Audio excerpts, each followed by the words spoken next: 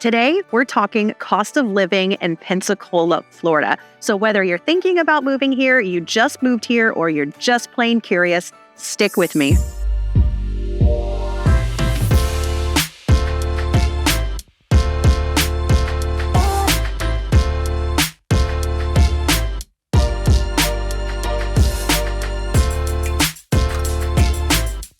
If you're new to our channel, be sure to hit that subscribe button and the bell notifications so you don't miss more videos like this.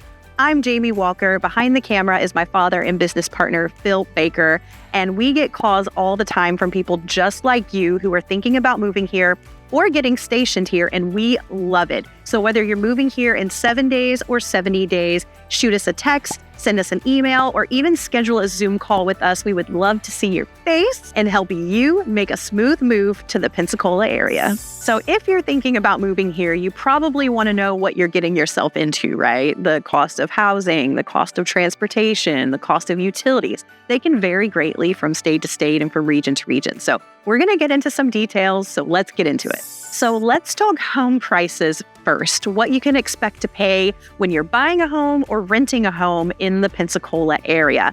Now, the median home price for a 3-bed, 2-bath home in the Pensacola area is $315,000 right now. If you're renting a home, you're going to expect to pay about $2,000 a month for something similar as well. Now, all of that is going to depend on what kind of home, obviously, and the area that you're moving to, which is something we'll get into in probably a later video. But there are lots of different options for housing. You've got stuff out in the rural area, which I can never say that word correctly. And then you also have, downtown apartments and condos. So it really just depends on whether you're getting something turnkey as well or something that maybe needs a little bit more work. And there are a lot of options in the Pensacola area.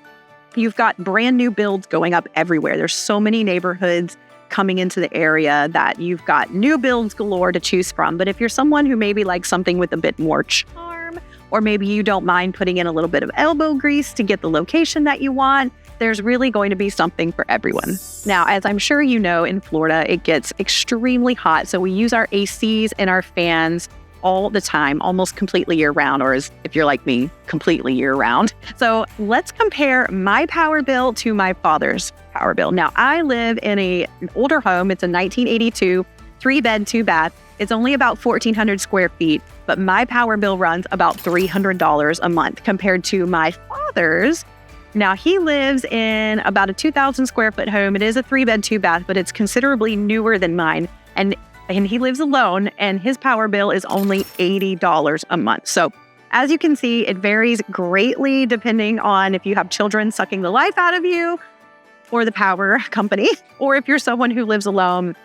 It just depends on how conservative you are with that use, but there are some big differences there. But just so that you know what to expect. Now, Florida is making some strides in solar power, and actually I signed up for a program through FPL, and I'm actually using some solar power, and my bill is supposed to go down. So we'll see if that happens.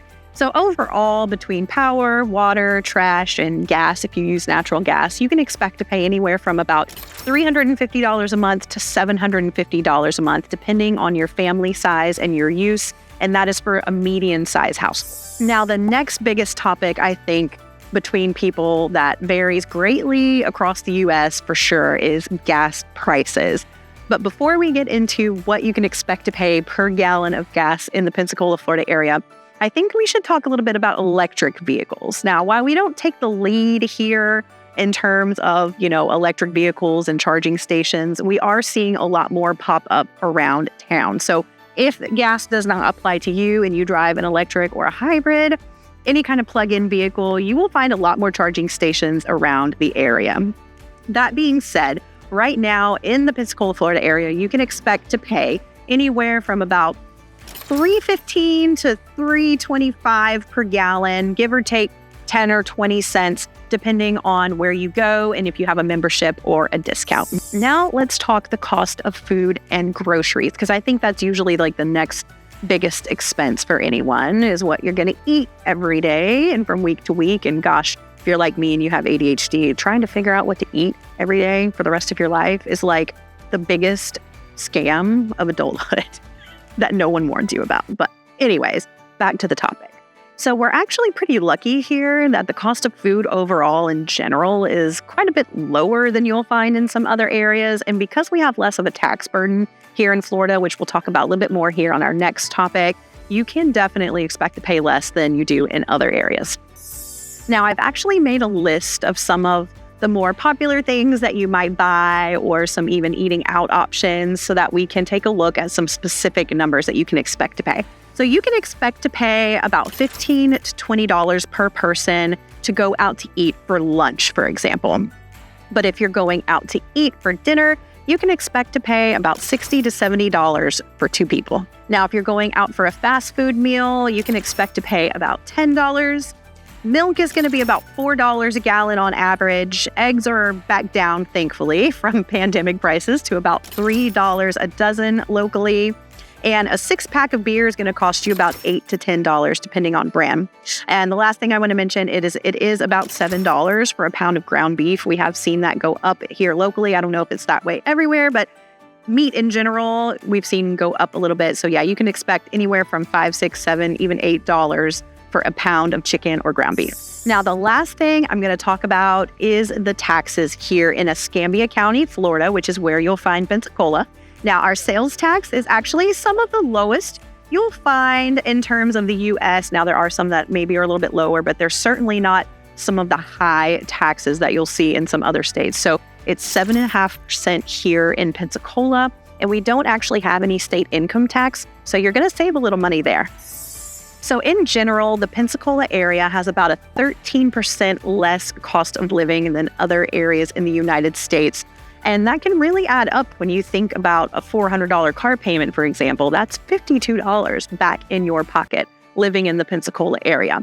And when you couple that with our lower crime rate than other similarly sized metropolitan areas, it really makes a wonderful place to live. Thank you for sticking with me through this whole video. If you've made it this far and you're not subscribed already, why the heck not?